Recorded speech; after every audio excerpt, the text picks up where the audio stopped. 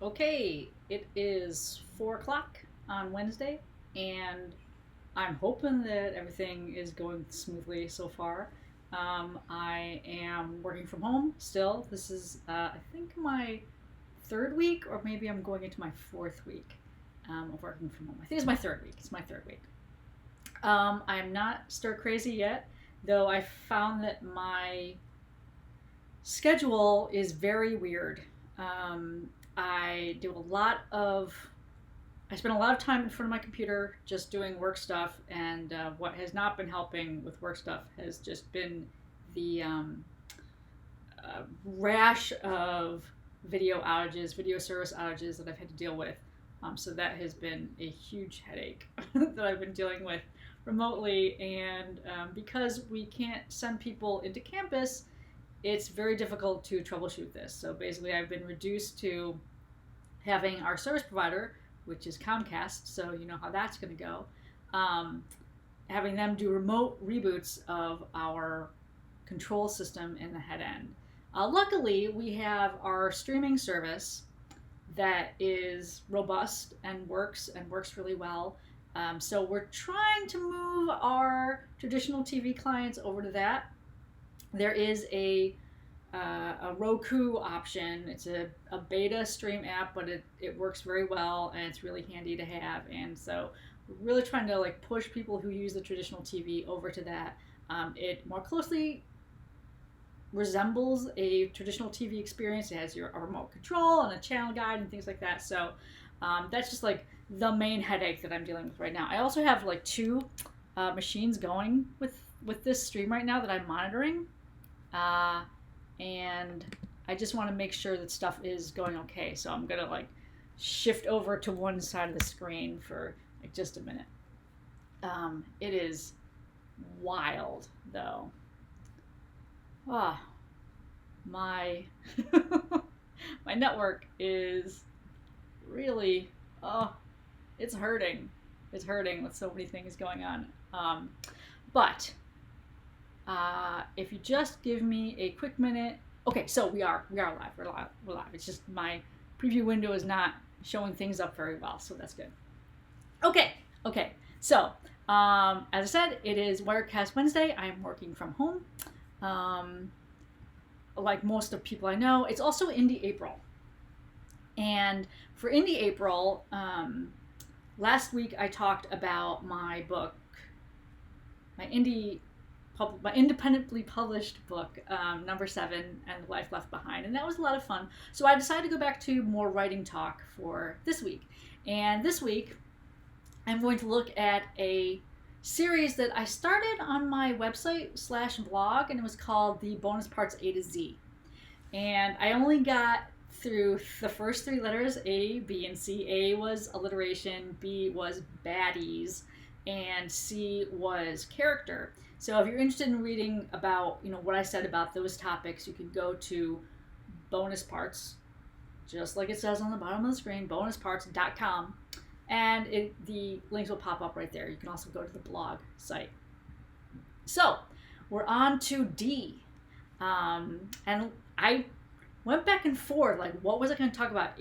A, B, C, D, and I was like, well, I could talk about demons, like in that have been introduced in my most recent story that was critiqued in the Team Writer group on Facebook. But then I was like, I can't talk for very long on that. And then I thought, well, what about Destiny? Like, Destiny is like really big with my characters. They usually have some kind of, grand or sometimes not so grand plan for their lives, like where their lives are going to go across the arc of the story. That didn't sound very interesting to me, so I ended up going with diversity. And diversity is one of those tricky topics in writing. First of all, there's this overarching idea that writers should, especially in fiction, writers should write what they know. And some of us take that to mean that we should only write what is intimate to our own personal experience. So, for example, I am a woman of color who grew up in America but who has Japanese heritage and is very close to that Japanese heritage. And, I eloped when I got married, and I had these weird situations that I went through in college and, in my career path. But just writing what I know in that very strict sense is very limiting, and it's not as much fun. And there's another camp that, when specifically as it relates to diversity in writing, that says people shouldn't be writing about experiences that they are not intimate with. So, and it mainly pertains to the gender identity and sexual identity and race and heritage trees, as you were, in writing. So a white person shouldn't write about the Asian experience. A woman shouldn't write about being a trans man. A heterosexual should not be writing about a homosexual or a bisexual or a pansexual. And that too is really, really limiting. And that is taking the idea at its very strictest sense, which I don't think is what people mean. I think what they mean is when they say, don't write what you don't know, is to not go into a situation where you're writing something that is not familiar to you personally, or not in your intimate knowledge. That when you try to write that, you really want to be true to the affected person's experience. So it's always good to talk to your Asian friends, or talk to your homosexual friends, or your pansexual friends, or find someone who is transgender and learn about their stories, so that you're not telling this fake story, and that you're not making the characters real. You're just kind of like putting a stamp on them. And the danger of putting that stamp on a character is there's a danger that they can become the kind of token character. And we see this a lot in, stereotypically we see it in horror movies or action movies. Like they'll say, oh, well, the black guy always dies first. Which is a terrible trope, but it's a trope because it happens so often.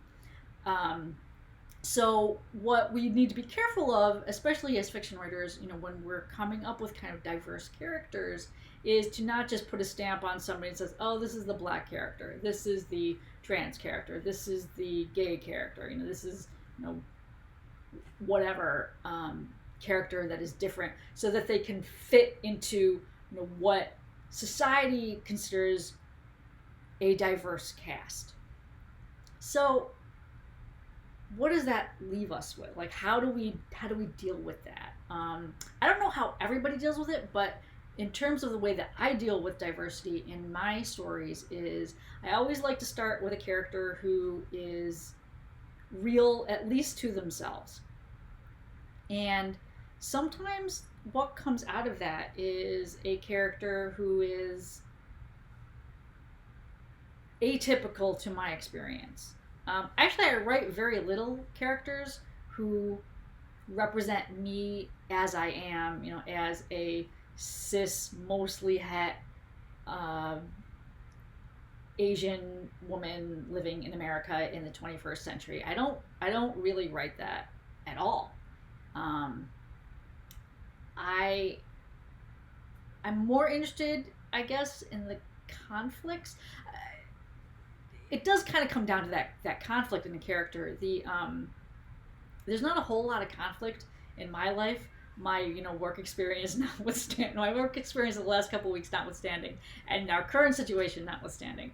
I consider myself really lucky. I am relatively happy. I'm relatively debt free. I'm pretty healthy. I have a job. I'm gainfully employed. I get a paycheck every month. So there's not a whole lot of parts to worry about in my own personal life. So looking at a character who has a lot of conflict in their lives, and conflict comes from outside, but it can also come from inside a character. And I feel like that's part of what drives the diversity present in my own characters. Oh, someone's got the motorcycle going outside. We live next door to somebody who has a motorcycle, and it's a beautiful day outside. So that's going on there. Hopefully, you can still I'm still coming clear enough.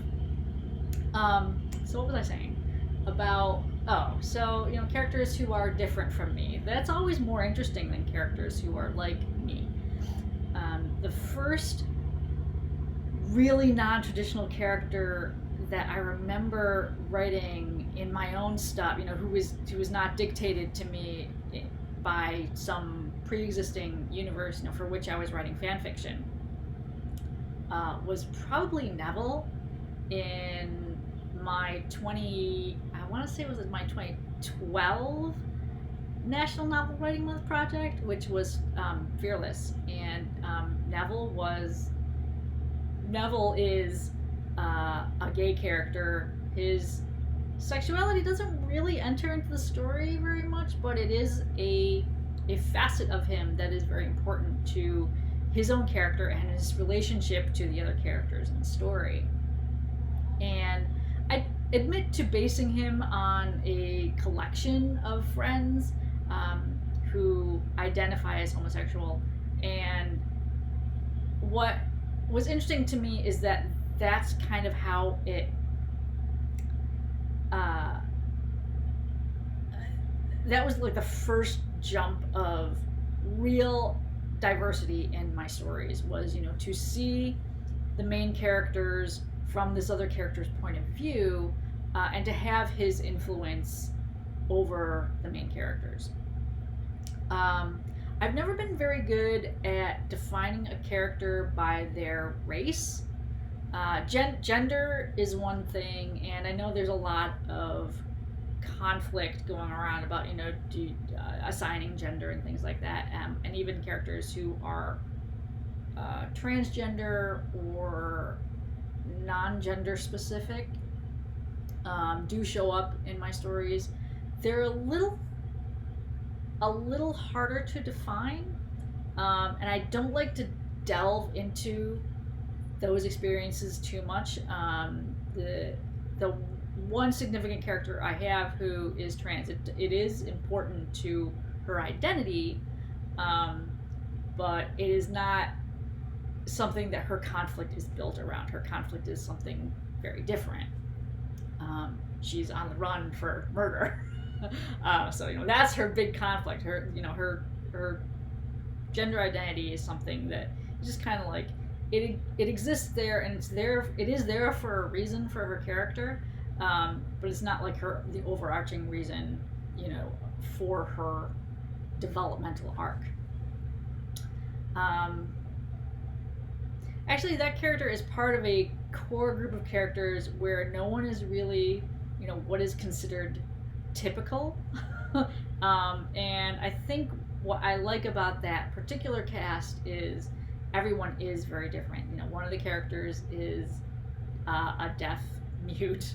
One of the characters is transgender. One of the characters is a dwarf. One of the characters is homosexual, and or mostly homosexual, like bisexual. And one of the characters is dead.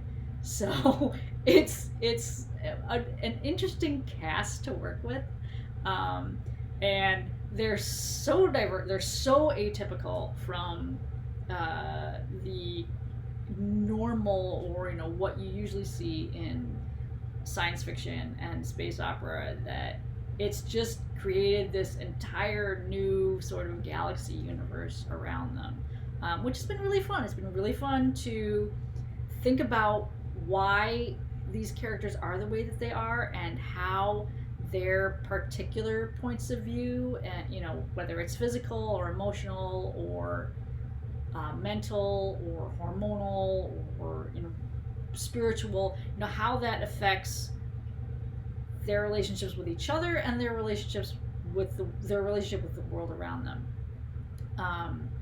it's been a very strange ride with that crew, but a lot of fun. And thinking about the world from a different perspective of my own, whether that is, as a man, as a transgender person, as a dwarf, as an AI, I think that it's helped me at least a little bit consider and have compassion and empathy for people who are have to deal with this on a daily basis. The kind of prejudices that are involved and the difficulties that they face in their own lives. I'm not saying that it affects my life. That's pretty obnoxious for me to think, but it does. It has offered me an insight into a different point of view, which I think has been really helpful. And because of that, I try not to be judgmental about other people, based on the way that they look or the way that they sound or the way that they are presented or present themselves. It's very. It can be very complicated to have this discussion about diversity in stories and in writing and not offend somebody. Probably people are going to be offended no matter what, depending on what I write or what you write. The goal, though, in all of it, no matter if you make someone who is a villain or who is a hero or who identifies in some way different from the way that you identify yourself, is making those characters real, giving them conflict, giving them depth, understanding where they're coming from. That's really the power in diverse characters, I think, is we're not always coming to an issue or a conflict in the same way, in the way that we might come to it. You don't have to agree with your characters. It can help, certainly, in getting the words across. But yeah, I think try not to get hung up on creating characters who are badass or who are representative of a culture or something like that. Like just trying to make them real people with real issues and real problems and real passions that may agree with you and may not. Either one is okay, either one is good, and either one will give you a little more insight, hopefully, into a life that's not yours. So that's really it for that talk. And what else? I hope everyone's staying safe, staying healthy. You're practicing good physical distancing. You're not taking someone else's life into your hands. You're washing your hands a lot. You're not touching your face. I don't think I touched my face this entire video. Like that's really impressive for me. I touch my face a lot. I've been trying to stay conscious about not touching my face and not touching like anything in my head area. It's been hard. Just in normal life, we're trying to stay sane and get some exercise and eat well. I find that my credit card bill is not nearly the size that it was when we were going out to eat, 2 or 3 times a week, or getting lunch out every day. That's been kind of nice for me. I guess not so nice for the people that I used to buy lunch from or buy dinner from. We're trying to support, some local businesses though, and I recommend that you do the same if you have that option open to you. In terms of what we're watching, we just finished Silicon Valley, the last season, which was, okay. It's always the little things in that show that are funnier than the kind of like the big story arcs. We finished The Deuce, which was great. David Simon's stuff we fall in love with in The Wire. And The Deuce was a harrowing and often depressing a glimpse into 42nd Street, through a period of about 15 years, 1970-ish to about 1985. But it's an excellent series on HBO. You can sign up for HBO for a month and then cancel it after you're done watching everything that you want to watch there. And last night we watched Never Surrender, which is a documentary, really more of like a little love letter to the movie Galaxy Quest, which is one of my favorite movies, I think. Looking back on it, it is pretty timeless, and the cast is fantastic. Alan Rickman alone is, worth watching that movie for. One of the things that comes up is, that this was before, Galaxy Quest was before Harry Potter, so it was like Rickman was known more for being more of a classical actor, and I will say that, he'll always be like my Colonel Brandon. A lot of people prefer Pride and Prejudice, but I am really a Sense and Sensibility girl. So that's it for me. I know that I talked a lot longer this time than I usually talk, but I wanted to kind of like get the ball rolling on the bonus parts A to Z, and maybe next time we'll talk about something related to the letter E.